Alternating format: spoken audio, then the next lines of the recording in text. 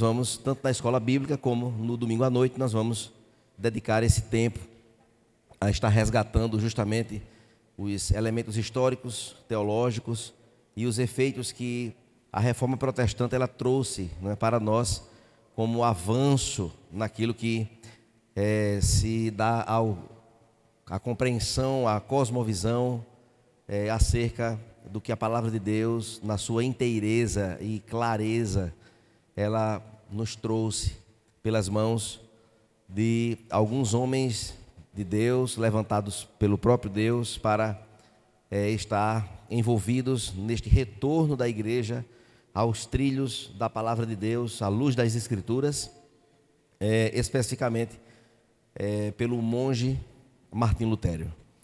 E hoje nós vamos então abrir essa sessão, né, esta série de mensagens, refletindo sobre o primeiro sola, que é o sola Escritura. E eu queria convidar você a abrir a sua Bíblia em 2 Timóteo, capítulo 3, verso 16.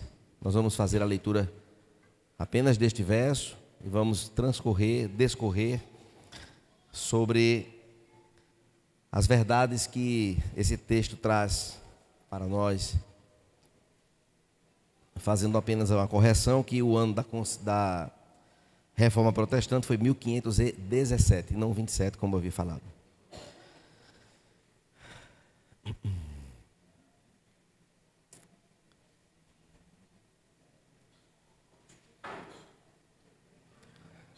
Segunda Timóteo, capítulo 3, verso 16. Diz assim a palavra de Deus: toda a Escritura é inspirada por Deus e útil para o ensino, para a repreensão, para a correção, para a educação na justiça. Vamos ler todos este verso juntos? Está na tela aqui, se alguém tiver dificuldade. Vamos lá? Toda a Escritura é inspirada por Deus e útil para o ensino, para a repreensão, para a correção, para a educação na justiça. Amém?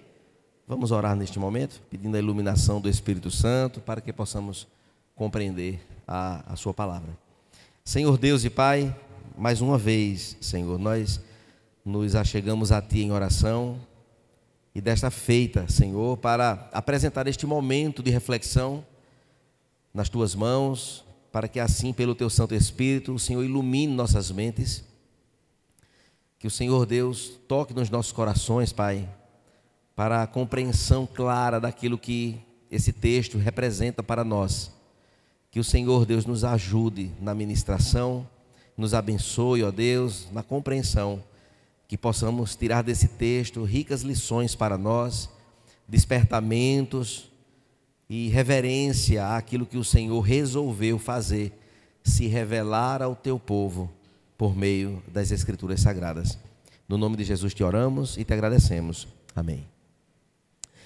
Meus irmãos, a Reforma Protestante, como nós falamos hoje pela manhã, foi um movimento religioso que aconteceu na Europa no século XVI e especificamente na data 31/10 de 1517.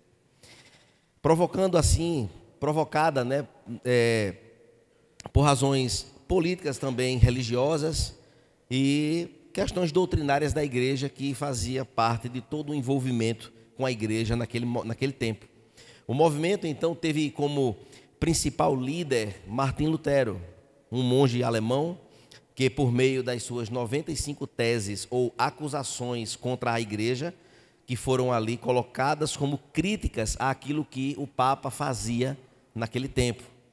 Então, lembrando que a Reforma Protestante não se deu apenas nesta data, mas aqui foi o momento marcante, o ato que se estabeleceu aquele acontecimento, mas que nós tivemos muitos outros nomes anteriores a esta data que já acusava a igreja de seus desvios, e também posteriormente a Martim Lutero ainda houveram movimentos nesta direção que deu origem a nós como igreja que estamos aqui hoje desfrutando desse tempo. Então, cristãos protestantes ao redor do mundo inteiro, irmãos, celebram todos nesta mesma direção em que houve essa distinção daquilo que a igreja vivia para uma nova realidade, a partir destas acusações e de todas as distorções, biblicamente falando, que levou a igreja a um declínio profundo. Então, foi de fato uma intervenção de Deus, e isto para nós representa alegria, representa para nós um significado extraordinário daquilo que aconteceu, de fato, por uma intervenção divina, quando houve, no transcorrer da história da igreja, esse levante de retorno da igreja aos trilhos das Sagradas Escrituras. A Reforma Protestante, ela teve um valor grandioso em resposta a estes equívocos praticados pela igreja em sua época. Eram coisas terríveis, e o seu valor e influência atravessou gerações, irmãos, até os nossos dias. Os dias de hoje, em que nós podemos olhar para esta intervenção de Deus com gratidão no nosso coração, de poder ver um Deus que cuida da igreja, que zela pelo seu povo, que zela pela sua palavra e que tem comprometimento com a sua voz, comprometimento com a sua palavra, com as suas promessas. Deus, então, é este que, de forma suficiente, estabelece, então, com rigor e com todos os efeitos cuidadosamente realizados, a fim de que a igreja e o seu povo, fiel às Escrituras, pudessem então serem redirecionados a uma filosofia bíblica, a um direcionamento sem os arroubos, sem as falhas, sem os equívocos do que acontecia naquele tempo.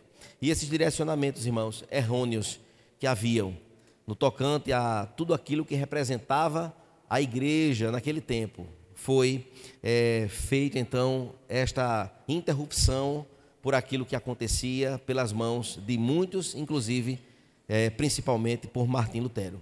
A Reforma Protestante foi determinante, queridos, para o alinhamento da igreja à palavra de Deus, e isto teve consequências importantes na vida da igreja. E quando eu falo nesta palavra igreja, eu não estou falando da instituição ou do prédio igreja, não. Eu estou falando do povo de Deus, na sua prática e dinâmica de viver, agora direcionado não pelas mãos de alguém descomprometido com a verdade, mas agora uma prática de vida e uma dinâmica de viver de acordo com a palavra de Deus, acessível no próprio idioma, para que eles pudessem entender a sua ética cristã, bíblica, revelada por Deus, para que isto tivesse reflexos e modificações e influências profundas na vida do povo de Deus. No culto também, e os seus elementos de adoração, a Reforma Protestante teve um valor imensurável, onde práticas e coisas que se faziam nos momentos de, entre aspas, adoração, fossem reformados de verdade, para que se colocasse como elemento do culto aquilo que a palavra de Deus ela diz, como é que a igreja deve cultuar e adorar a Deus, ao nosso Deus. Então não é o adorador que diz como vai adorar ao adorado, mas é o adorado que determina e diz como é que ele quer ser adorado. E isto é muito importante para nós. Esses pilares, então, da fé dos cristãos, os sacramentos que assim acompanham e o padrão encontrado nas Escrituras, irmãos, deve ser, de fato, observado com todo cuidado. Para tanto, nossos pais reformadores, aqueles que, então, estiveram depois deste momento da reforma, eles agora passaram a submeter no crivo das Escrituras as coisas que envolviam a dinâmica da fé, entre elas a cosmovisão cristã deve ser pautada pela Escritura, a vida cristã vivida no dia a dia, pautada nas Escrituras Sagradas, a busca por uma espiritualidade deveria ser não por obras, mas por uma graça derramada sobre nós, pautada na Escritura, a nossa devoção, a nossa adoração e a nossa mordomia. Tudo isto, queridos, deve passar pelo crivo da palavra de Deus, e assim ela está aprovada para que nós possamos viver de acordo com a Escritura Sagrada, que foi o texto que Deus, pela sua boca, falou para que fosse registrada, para que nós tivéssemos acesso à vontade de Deus. Ele resolveu se revelar para nós através da sua palavra.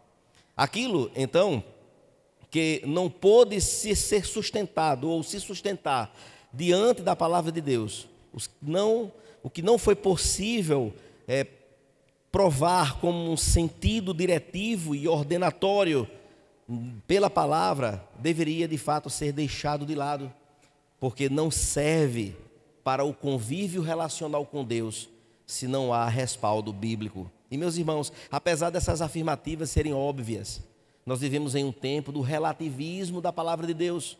O sola escritura é o que nos diz somente a Escritura, ou a Escritura somente, como palavra de Deus, e não uma outra qualquer fonte, banhada de filosofias mundanas ou humanismos seguidos em seus segmentos ideológicos, fundamentados em qualquer outro tipo de fonte que não seja a Escritura. Observe, meus irmãos, que a consequência disso tudo é que no século XVI contemplou o surgimento, então, depois da Reforma Protestante, uma nova cosmovisão transformada, em que deu origem ao Homo Reformatus, ou seja, um homem reformado na sua fé, na consciência de que eu preciso me voltar para a Escritura Sagrada. Assim, meus irmãos, nós podemos perceber que esse homem agora convertido não é menos religioso do que os nossos ancestrais da idade medieval. Todavia, a sua fé agora é mais racional, a sua mente agora é iluminada pelo Espírito Santo para que leia a palavra e compreenda a vontade de Deus, e isto mais provada e mais alicerçada em viver esta verdade da palavra de Deus.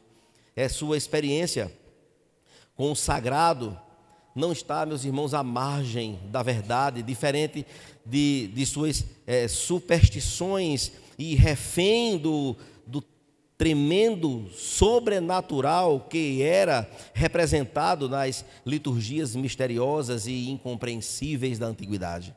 O homem agora adorador, alcançado por este direcionamento oriundo da Reforma Protestante, agora ele adora com a sua mente, sabendo o que é que ele está fazendo. Ele agora adora a Deus com entendimento claro do que eu estou fazendo é a vontade do Senhor. Agora o culto deste homem, com a mentalidade iluminada, compreendida pela Escritura, na medida em que é uma resposta amorosa a Deus, a sua adoração racional, o seu culto apresentado a Ele, é quando de fato abre-se um diálogo da palavra de Deus com este homem, e agora ele, mediante esta clareza e essa simplicidade da Escritura, tão com clareza, ele pode agora estar seguro de que adora ao Deus verdadeiro conforme aquilo que a palavra de Deus estabelece para ele.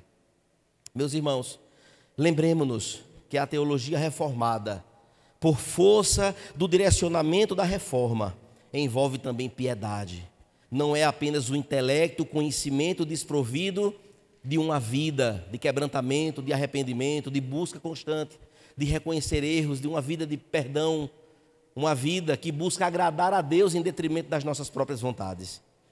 Porque há uma ideia errônea, que muita teologia esfria o coração do crente. Isto é mentira. Muita teologia bíblica, ela vai aquecer o nosso coração, de termos certeza de que nós vivemos em relacionamento com um Deus verdadeiro, de um Deus vivo, um Deus transcendente, mas imanente, um Deus que está junto com o seu povo, presente aqui, sendo adorado nesta noite. Diga amém, irmão. Amém. Não durma não. Precisamos, irmãos, compreender que o conhecimento intelectual acerca das Escrituras, ele é extremamente importante. O Senhor nos chama para compreender a sua palavra, porque é nela onde nós vamos encontrar a vontade escrita do Senhor. Lá estarão os conselhos que nós precisamos para decidir a nossa vida nos passos que nós precisamos dar. Lá existe um código de observância que nós podemos ter acesso e viver em obediência a um Deus que, ao se agradar de nós, derrama sobre nós direcionamentos, cuidado, proteção, segurança, onde nós podemos confiar, onde nós podemos nos deleitar nele. E, meus irmãos, o texto que nós lemos é um texto importantíssimo. Um texto que o apóstolo Paulo escreveu na sua segunda carta a Timóteo, sendo o último escrito do apóstolo Paulo, antes de sua morte, logicamente. Aqui ele estava nos momentos finais de sua vida, depois de uma vida de missões, de plantação de igrejas, de tantos sofrimentos que ele considerou aquilo como nada, pela glória do Senhor, cumpriu o seu papel, estabeleceu os marcos importantes, deixando um legado para a vida do povo naquele tempo, e não podemos esquecer para o tempo de hoje, daquilo que ele recebeu do Senhor e registrou, para que sirva de rota e de orientação para as nossas vidas e para a igreja do Senhor no nosso tempo. O apóstolo Paulo, meus irmãos, ele naquele momento estava preso em Roma, na sua segunda prisão, aguardando o momento da sua execução.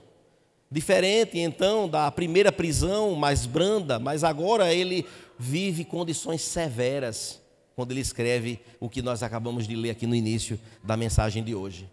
Quando ele diz então, nos versos 13, também no verso 11, traga a capa que eu deixei em Trode. É o que ele pede. Ele está numa masmorra, ele está agora esquecido, sozinho, esperando o momento da sua partida, da sua execução. O apóstolo Paulo então traga os livros também, especialmente os pergaminhos, pois só Lucas está aqui comigo.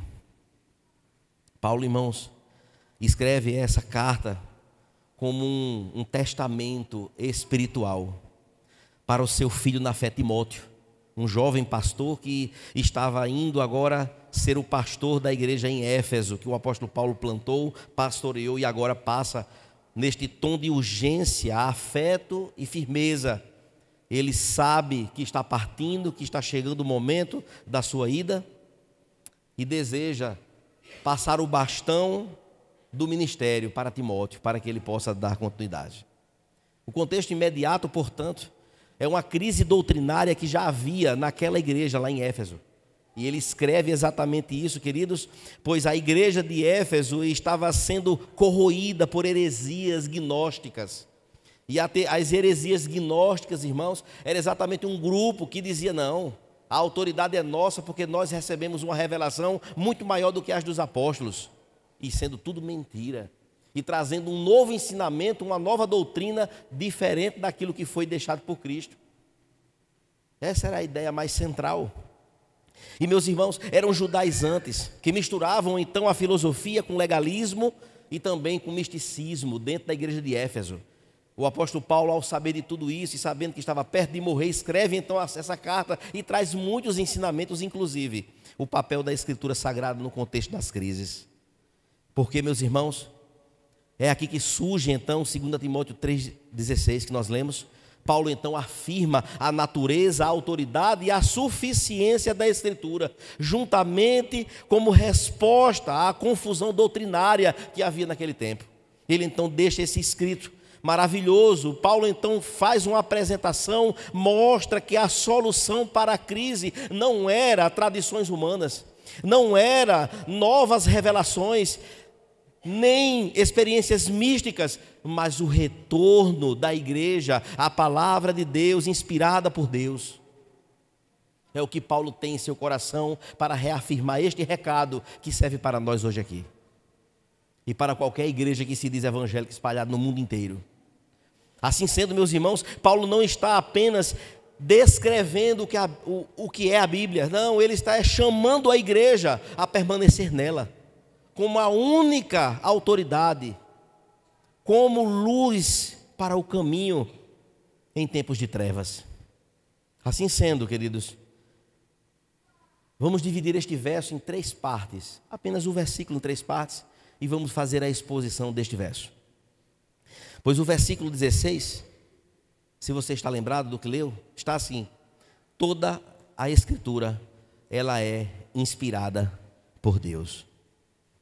E toda a Escritura é tudo o que está aqui. sem tirar uma vírgula, sem tirar um tio, sem alterar a ideia do texto, sem modificar nada. Aqui não contém a palavra de Deus, isto aqui é a palavra de Deus, que às vezes parece que é parecido. A Bíblia contém a palavra de Deus e contém palavras de outras pessoas, negativo. A Bíblia Sagrada, ela é a palavra de Deus.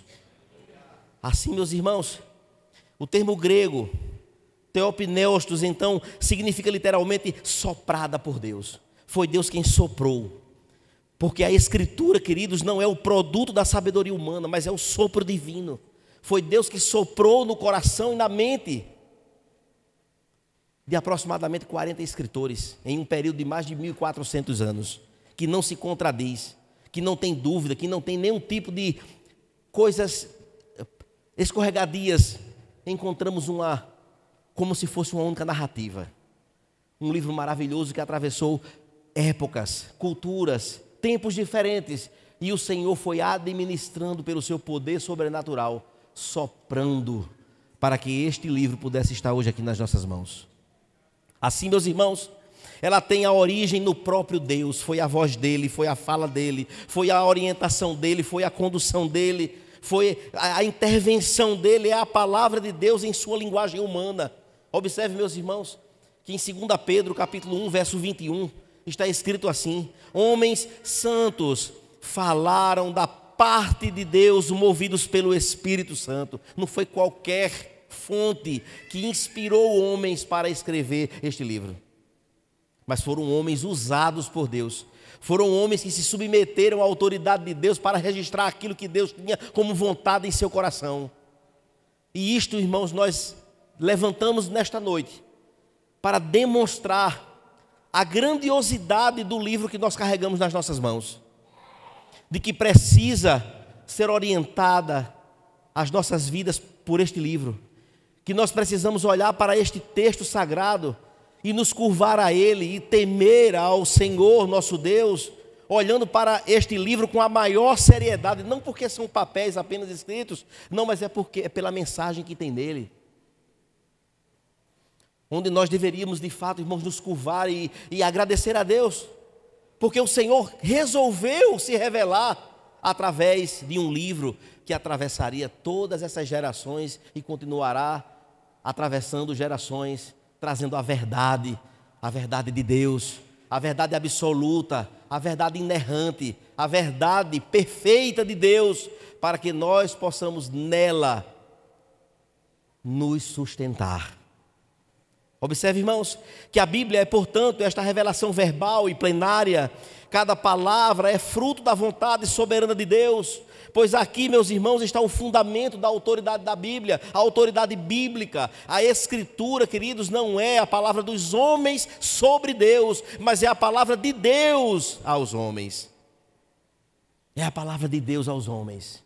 É a palavra onde nós não encontramos erro. É a palavra onde tem resposta para a minha vida e para a sua vida. É a palavra de Deus que diz como é que a igreja deve caminhar, como é que ela deve se sustentar. É a palavra de Deus que vai consolar os nossos corações, que vai trazer alegria ao nosso coração, que vai nos trazer esperança de uma vida eterna. É este livro, apenas ele, em que o Senhor nele se revelou, para podermos então nos achegar a ele, na dependência do Senhor, e buscar aqui aquilo que o nosso coração precisa.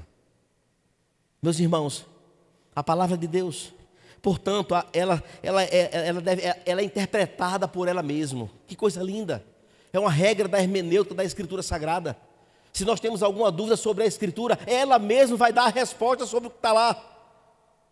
Eu não preciso de buscar em ninguém nada. Os livros nos ajudam. Pessoas estudam a Escritura de forma intencional, se aprofundam. Mas é a palavra que responde à própria palavra. É a Escritura que responde a ela mesma. E nenhuma outra tradição humana se iguala à autoridade do sola Escritura, da Escritura somente. A teologia, queridos, reformada, ela é diferenciada, pois ela entende a Escritura como inspiração plena de Deus. Aquilo que o Senhor fez em vir a nós, para que nós pudéssemos ser orientados por ela, e dizer: eu sou, e bradar no seu coração e no meu: você me pertence, e falar para mim, para você: existe uma realidade eterna para todo ser humano, uma realidade de vida eterna e uma realidade de perdição eterna. E muitos não levam isso em consideração, pois acham bobagem. Mas um dia todos nós estaremos diante do trono do eterno Deus. E naquele dia, a palavra de Deus diz que todo joelho se dobrará e toda língua vai confessar que Ele é o Senhor. Mas onde é que a gente achou isso, descobriu isso, irmãos? Na Sagrada Escritura, aqui. Quem quiser que achar que é bobagem, ache que é bobagem. Está perdendo o seu tempo, querido amigo, irmão. Porque um dia, esse é o destino de todos nós. A palavra de Deus está para nós, está ao nosso alcance. Se hoje você chegou até aqui, foi porque Deus trouxe você. Para você, se nunca ouviu falar sobre isso, hoje você vai ouvir o que é a palavra de Deus e a seriedade com a qual Deus teve em se importar conosco imerecidamente. Nós somos imerecidos, melhor dizendo, imerecidos que somos. E dizer assim: eu vou me revelar para este povo, e vou deixar aqui um escrito, que ninguém vai derrubar esse escrito. O livro mais lido do mundo é a palavra de Deus, é a Bíblia Sagrada.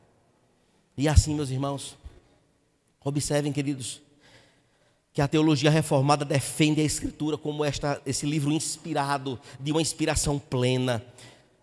Enxerga a Escritura com toda a sua infalibilidade. Ela é incapaz de errar. Não se encontra erro nem contradição na Escritura Sagrada. Ela é inerrante, ela é verdadeira em tudo que afirma. A palavra de Deus, ela é suficiente, nada falta àquilo que é necessário à salvação e a uma vida piedosa. Pois João Calvino, um dos reformadores também, escreveu em um determinado livro, e assim escreveu uma citação, dizendo: a Escritura vem da própria boca de Deus, e por conseguinte tem a mesma autoridade que se Deus falasse do céu diretamente para os nossos corações. Observe, irmãos, que nós precisamos, queridos, de fato, é confiar na Escritura Sagrada como uma voz viva de Deus. É não buscar, queridos, novas revelações, aquilo que muitas pessoas saem da sua casa para fazer. Vou na casa de fulano de tal, porque lá tem uma oração e lá eu vou receber uma nova revelação. Meus queridos, o que Deus quis revelar para nós aqui está. O que Deus quer falar para mim, para você, aqui está. Agora, se eu não abrir o livro, vai ficar difícil. Se eu não me sentar para estudar este livro e olhar com a humildade devida, se eu não olhar para a Escritura com o devido espírito de humildade e quebrantamento e dizer: Senhor, me mostre o que é que o Senhor quer para a minha vida, eu quero entender, eu quero, Senhor, peça, que o Senhor vai dar sabedoria, conforme a palavra dele diz. Agora eu saio da minha casa e vou para um canto, vou para outro, vou ali, vou aqui, viajo, vou atrás de alguma coisa que alguém possa me dizer. Eu tendo na minha casa a palavra do Deus Todo-Poderoso aqui. O grande problema, irmão, sabe o que é? É porque muitas pessoas não suportam as verdades que tem aqui. As verdades que tem aqui. Então vamos encontrar um desvio, um atalho, quem sabe um bequinho, alguma forma, para que a gente encontre um meio termo. E a palavra de Deus não tem meio termo, só tem um caminho.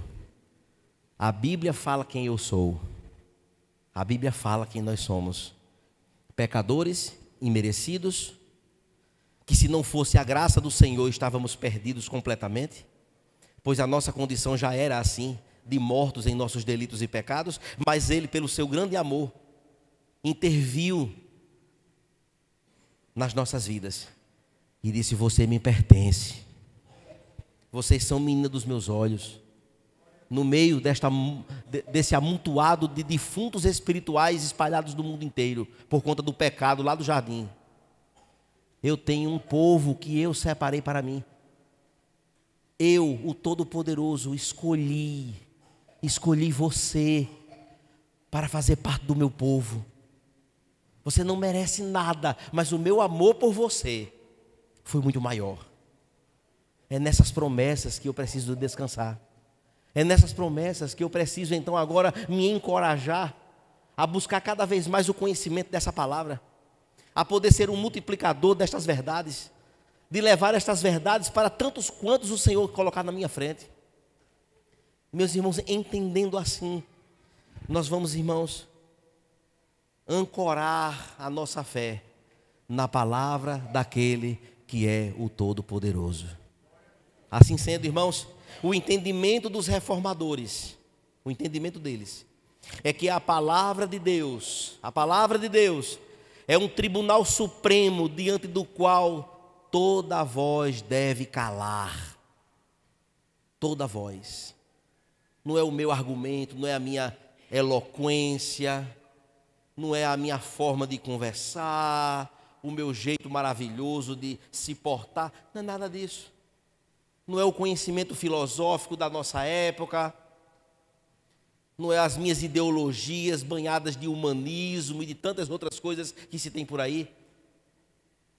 Diante de Deus, irmãos, diante do Deus que prescuta coração, que antes que a nossa palavra chegue à boca, Ele já sabe o que é que nós vamos falar. Nossa posição diante deste tribunal, desse tribunal chamado Palavra de Deus, é reconhecer a nossa condição e dizer: Senhor, fala que eu quero escutar a sua voz. Mas o versículo continua e diz que ela é útil para o ensino, para a repreensão e para a correção. Amados irmãos, observe que o apóstolo Paulo, ele já está dando uma bula. Diz: olha, Timóteo, vem cá. Tu pega a escritura, irmão. Beleza? Pega a escritura. Beleza não, né? Talvez não tinha esse estilo de fala, de vocabulário. Mas tinha assim: meu filho, ele era como um filho, o filho na fé. Você use a escritura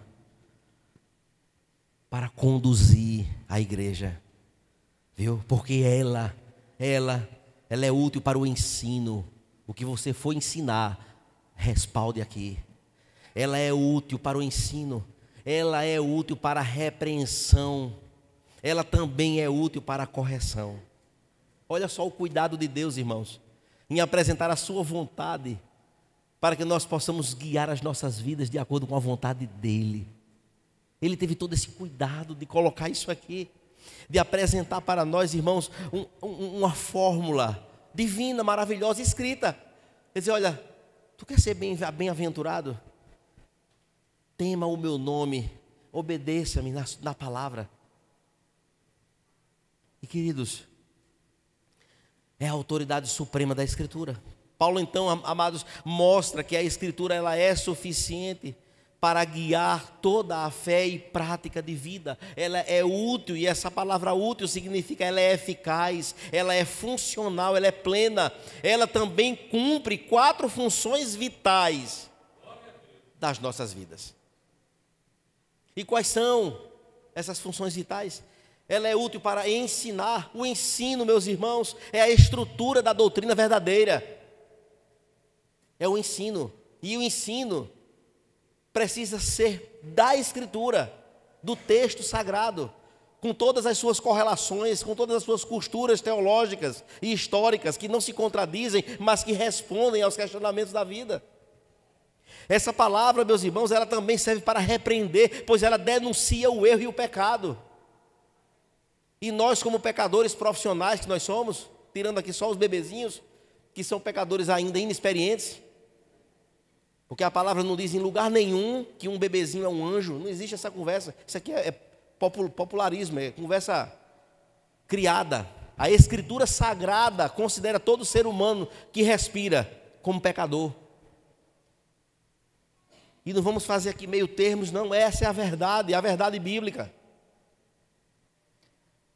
E ainda diz que todos pecaram, todos, e quando fala todos, é todas as pessoas pecaram, e destituídos eles estão da glória de Deus. Essa é a nossa condição. Então, pecadores como nós somos, como as pessoas são, não gostam quando lê um texto sagrado, e o texto sagrado combate e confronta tal prática pecaminosa. Aí vamos correr para onde? Vamos correr para os coaches da internet, vamos correr para as caixinhas de promessas eletrônicas, não é mais aquele que tira o papelzinho, não. Agora é eletrônico. Recadinho de hoje: você é uma bênção, só tem maravilha, só tem coisa boa. Não há um confronto por nada.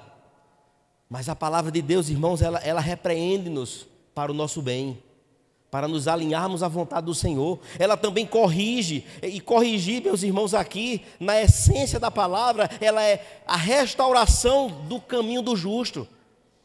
E se nós somos fiéis ao Senhor, tementes a Ele, crentes em Jesus, nós precisamos nos alegrar até, para que o nosso caminho ele seja constantemente restaurado e consertado pela palavra do Senhor, e isso ser motivo de grande alegria para o nosso coração.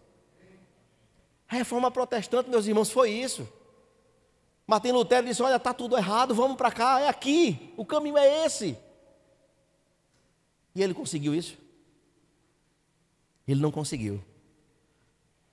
Mas ele fincou estacas poderosíssimas, traduziu o Novo Testamento para a língua do povo, para que as pessoas pudessem agora ler a verdade das Escrituras, e não ficar somente pela conversa lá em latim, das celebrações que havia naquele tempo.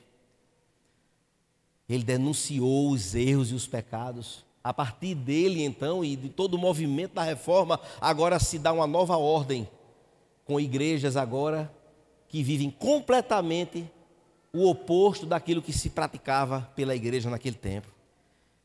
Observe, meus irmãos, que ao olharmos então a Bíblia como algo completo, é a Bíblia também que instrui na justiça, e esse instruir na justiça é o que molda o caráter conforme Cristo.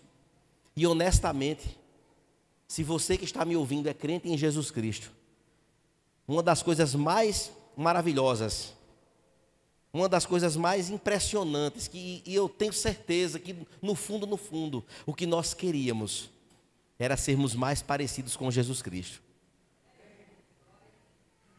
E meus irmãos, observe, queridos, que diante disto, a palavra de Deus é esta reta justiça, essa justiça que nos orienta, que nos levará a compreender, nos levará a sermos moldados pela palavra de Deus, a termos a nossa vida conforme a pessoa de Cristo. Mas, meus irmãos, nós podemos, queridos, entender que a Bíblia, nessa formatação do homem como um todo, não muda somente aquilo que é exposto, que se vê, mas muda principalmente e essencialmente mentes e corações, motivações. A palavra de Deus, ela está para esta missão de converter o interior das nossas vidas, de mudar aquilo que está lá dentro do nosso coração. E meus amados irmãos, a Escritura, ela de fato, ela é a única regra de fé infalível para as nossas vidas. Fé e conduta são conduzidos pela palavra de Deus. A tradição, queridos, os concílios e os pais da igreja têm seu valor, mas é um valor subordinado à Escritura. Quem chegou mais cedo hoje, leu com a igreja o Catecismo de Heidelberg, a pergunta de hoje. É um documento importantíssimo, que nos ensina, que nos instrui. Mas este documento, ele é subordinado à autoridade da palavra de Deus, e jamais ele está acima da palavra de Deus. Isto é uma verdade, e que nós precisamos destacar nesta noite também. Pois a palavra de Deus, queridos, ela é a autoridade final. E Lutero, certa vez assim escreveu: minha consciência está cativa à palavra de Deus. Que bênção, irmãos. Como nós precisamos dizer da mesma forma: que a nossa mente esteja cativa à palavra de Deus. E ele continuou dizendo: se eu não for convencido pelas Escrituras, eu não posso nem quero me retratar, pois agir contra a consciência não é seguro nem correto. A Escritura, queridos, ela é suficiente para todas as respostas da nossa vida. Todas as respostas. Tudo, em todas as coisas, a palavra de Deus, ela nos responde. E meus irmãos, olhando então para o texto sagrado, aquilo que nós lemos, nós podemos, irmãos, perceber que o texto continua falando e finalmente então nos falará no verso 16: é útil para a correção, para a educação em justiça,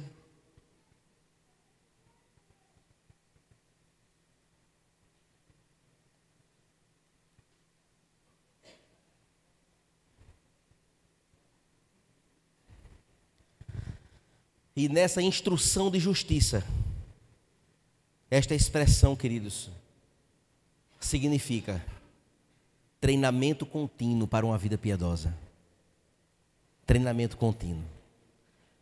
Um treinamento contínuo. Nós não temos férias disso. Nós não teremos licença para isso. É por toda a vida.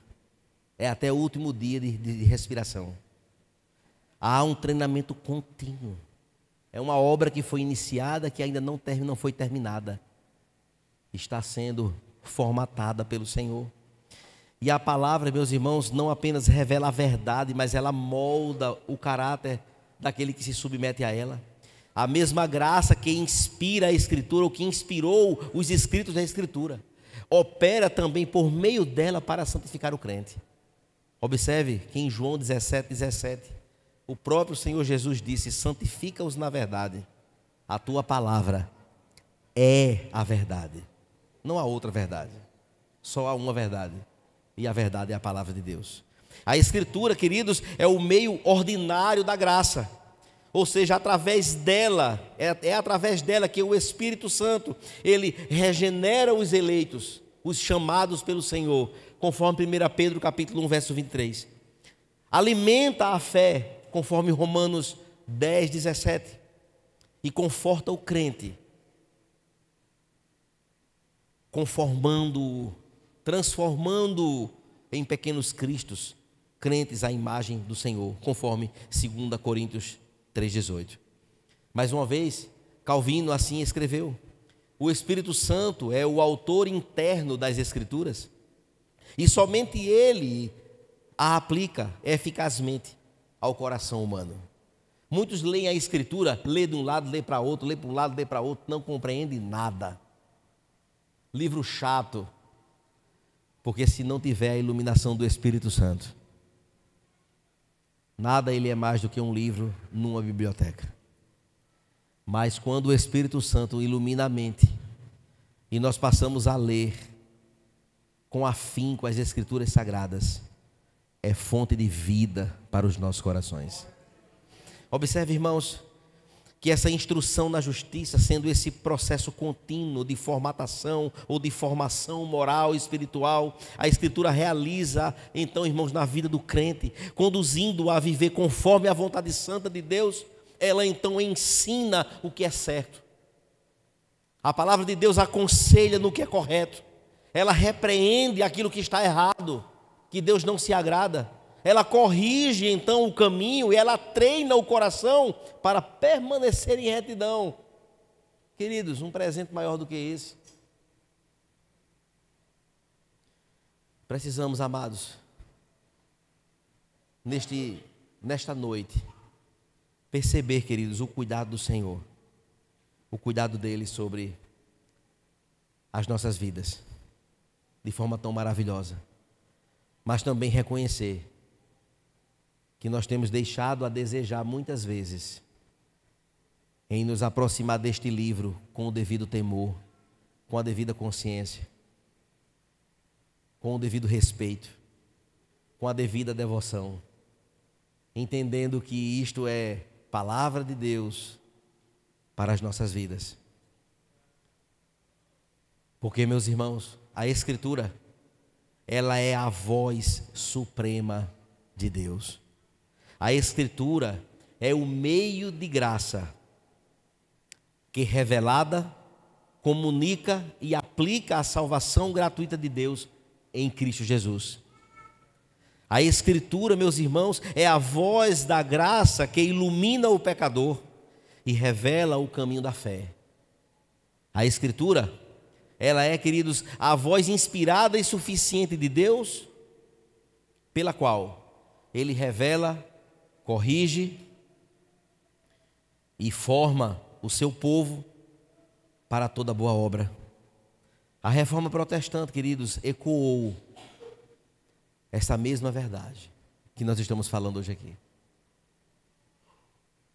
A Reforma Protestante ecoou isso nos recônditos dos palácios daquela época, dos comentários nos bastidores daqueles conventos. A Reforma Protestante, queridos, ecoou essa verdade nas famílias, inicialmente ali da Europa. Alcançou corações e corações e corações ao descobrirem a verdade de Deus, a deixarem o engano, a terem clara percepção de que o que estava sendo vivido até aquele momento foi de fato um verdadeiro atropelo à verdade do Senhor. Eram práticas que estavam sendo vividas e ensinadas que nenhum comprometimento tinha com a palavra de Deus. Esta, irmãos, é a verdade das Escrituras. E, meus irmãos, observe que a Reforma Protestante, ao ecoar então esta verdade, a Escritura é a única regra infalível de fé e prática, como nós já falamos e cremos nisso. Enquanto Roma, então, confiava na tradição e na autoridade papal, Lutero afirmou: minha consciência está cativa à palavra de Deus. Ponto. Ler a Bíblia, meus irmãos, é ouvir Deus. Negligenciar a Escritura é rejeitar a voz do próprio Criador. Onde a palavra, queridos, é ignorada, reina o caos espiritual. Há um caos. Igreja que não tem comprometimento com exposição do texto sagrado é apenas legalismo. Faça isso, faça isso, faça isso, não faça isso, não faça aquilo, não faça aquilo, e acha que isso aí está abafando, que é tudo maravilhoso, ou então uma boa palestra motivacional para que você saia daquele ambiente flutuando nas nuvens, que essa nuvem não dura nem no meio-fio da calçada quando se sai. Mas a palavra de Deus, ela é alimento que supre a nossa fome, é alimento que sacia a nossa alma. A palavra de Deus não é uma coisa qualquer, mas é a voz do próprio Senhor que brada no nosso interior e que nos acolhe apesar das nossas falhas, está para nos receber, está para estar conosco, nos auxiliando, nos mostrando, nos ensinando, quebrando o nosso ego pedacinho por pedacinho, a nossa autojustiça, de pedaço por pedaço, de fatia por fatia, a fim de que nós sejamos mais parecidos com Jesus Cristo, para nos aperfeiçoar. A verdadeira igreja, irmãos, se mede pela sua submissão à palavra. Todo culto, queridos, doutrina e prática, e o que é ensinado, que não se conforma à Escritura Sagrada, não passa de uma idolatria vazia e de uma religiosidade. O púlpito, irmãos, reformado, deve ecoar a Escritura Sagrada, não opiniões, não modismos, não filosofias vãs. A palavra deve ser lida com humildade e com oração. A santificação, meus irmãos, este processo em que nós nos encontramos, não ocorre sem o contato constante da palavra de Deus. Pois essa busca por uma santidade que eu não conheço os parâmetros desta santidade, de nada vale para mim. É apenas um cumprimento de uma lista de coisas que, sem o devido fundamento bíblico, teológico, de nada tem valor para as nossas vidas. Não há, irmãos, vida cristã saudável separada da palavra de Deus. Não há. Não existe. Vida cristã só existe com a palavra de Deus.